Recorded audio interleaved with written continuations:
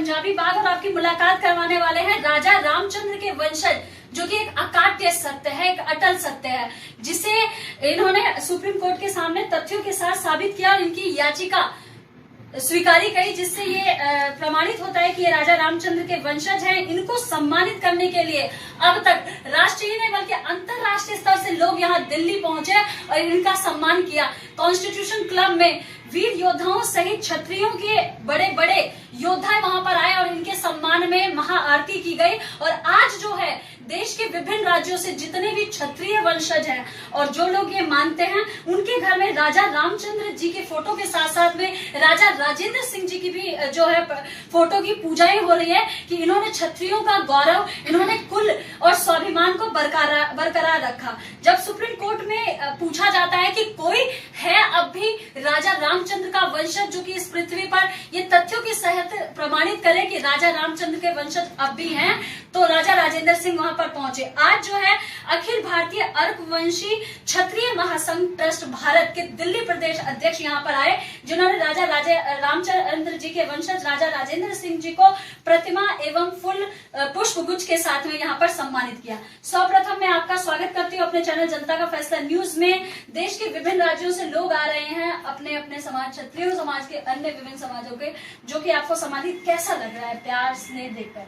नहीं, हमको प्यार ही लगेगा, क्योंकि वो हमारे लिए नहीं आ रहे हैं, वो राजा रामचंद्र जी के लिए आ रहे हैं। और राजा रामचंद्र धरती की आत्मा है, भूमंडल की आत्मा है, और हम तो एक माध्यम है। हमको माध्यम बनाया भगवान ने, राजा रामचंद्र जी ने। मैं अदालत में गया और अदालत को सारे तथ्यों की जानकारी दिया और अदालत ने मान लिया। हजारों पिटिशंस गए थे वहां पर, किसी की स्वीकृत नहीं की गई, केवल आपकी स्वीकृत की गई। क्या ऐसा अनोखा था आपके पिटिशंस में जो मानना पड़ा सुप्रीम कोर्ट को भी कि आप ही हैं उनके वंशज? नहीं, हमने सुप्रीम कोर्ट को बताया कि 2 लाख साल की वंशावली भी दिया मैंने सुप्रीम कोर्ट को, और ये बताया कि राजा रामचंद्र जी 11,000 वर्ष तक वहाँ अयोध्या के राजा भी रहे। जो लोग कहते थे कि राजा रामचंद्र जी पैदा नहीं हुए, उनके मुख में कालिक पोतने का मैंने काम किया और पूरा 2 लाख सालों की वंशावली माननीय सुप्रीम कोर्ट को दिया।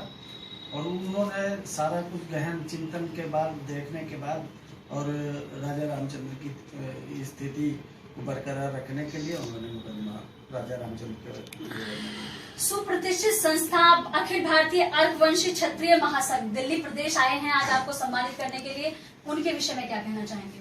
नहीं, ये अर्कवंशी और भी कई क्षत्रिय वंश के, जो सूर्य वंश के लोग हैं, ये बिखरे पड़े हुए हैं। हमने एक मुहिम छेड़ा है कि जितने भी हमारे क्षत्रिय कुल के बिखरे हुए विस्थापित लोग हैं, उनको मैं एक करके ही दम लूंगा और एक करके ही रहूंगा।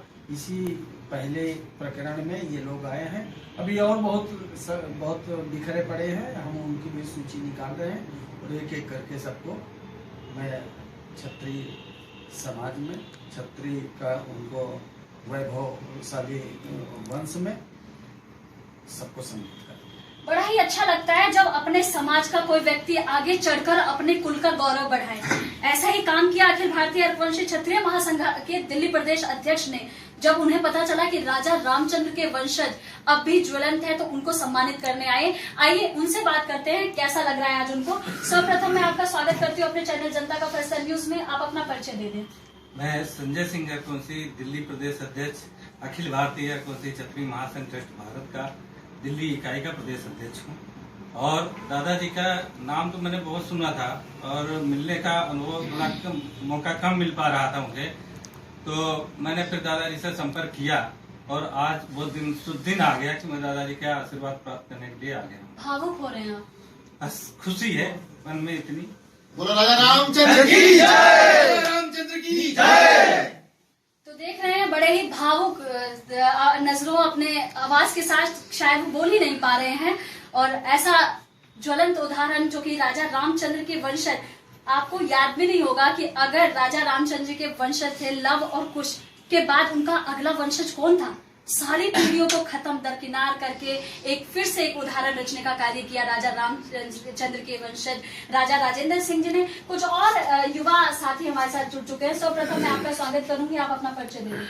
मैं सुखजीत सिंह, राष्ट्रीय अखिल भारतीय क्षत्रिय महासभा का महासचिव। डॉक्टर भी हैं आप। हाँ, डॉक्टर भी हूँ मैं। क्या कहना चाहेंगे राजा राजेंद्र सिंह जी के विषय में? बस इनके हम लोग साथ देना है, सारे क्षत्रिय एक होकर करके, और हमारे जो मंदिर है, मंदिर निर्माण में भागीदारी देंगे और सब हम लोग सहयोग करेंगे। राजा रामचंद्र जी के वंशज राजा राजेंद्र सिंह जी के विषय में क्या कहेंगे आप?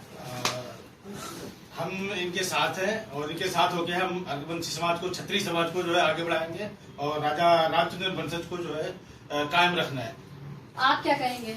मैं भी यही कहना चाहता हूँ, मैं दिनेश रघुवंशी हूँ, मैं इनके साथ रहूंगा और हमेशा रहूंगा साथ में। क्या कहेंगे? मैं डॉक्टर अरोड़ा सिंह कोषाध्यक्ष आर्यवर्त क्षत्रिय महासंघ ट्रस्टी से हूँ।